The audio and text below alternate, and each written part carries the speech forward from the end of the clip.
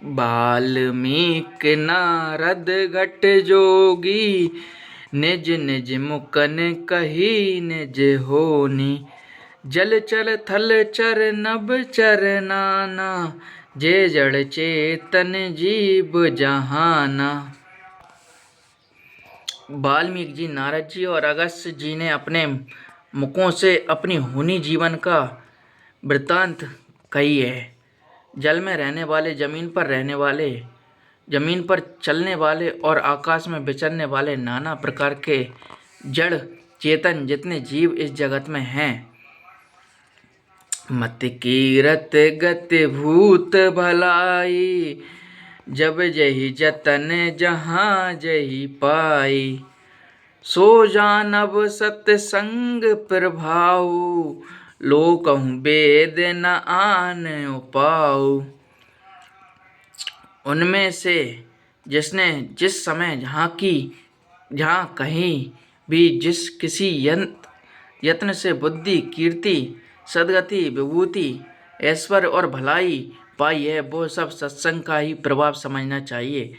वेदों में और लोक में इनकी प्राप्ति का दूसरा कोई उपाय नहीं है।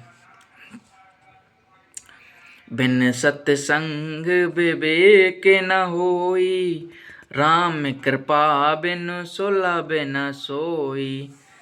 सत्संगत मुद मंगल मूला, सोई फल सिद्धि सब साधन फूला।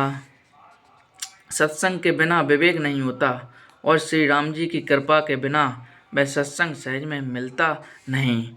सत्संगत आनंद और कल्याण की जड़ है। सत्संगति सिद्धि प्राप्ति ही फल है और सब साधन तो फूल हैं। सट सुध रही सत्संगति पाई, पारस परस को घात सुहाई। विधिवश सुजन कुसंगत परहीं, फन मन सम निज गुण अनुसरहीं।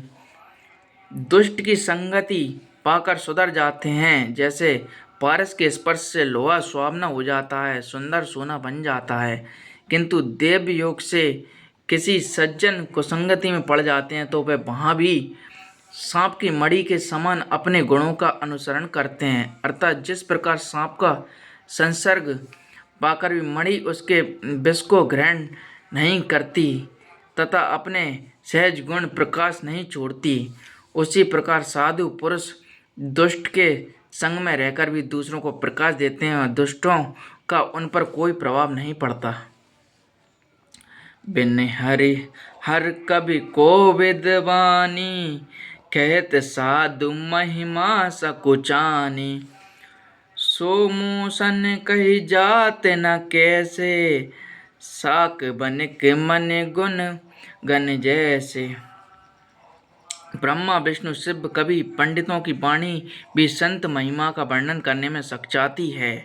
वह मुझसे किस प्रकार नहीं कही जाती, जैसे साग तरकारी बेचने वाले से मणियों के गुण समूह नहीं कहे जा सकते। बंधु संत समान चितै, इत अनित नहीं कोई। अंजलगत सो सुमन जमी, सम सुगंध कर दोय। मंगल भवन अमंगल हारी, दरबाओ सुदस रत अजर बिहारी।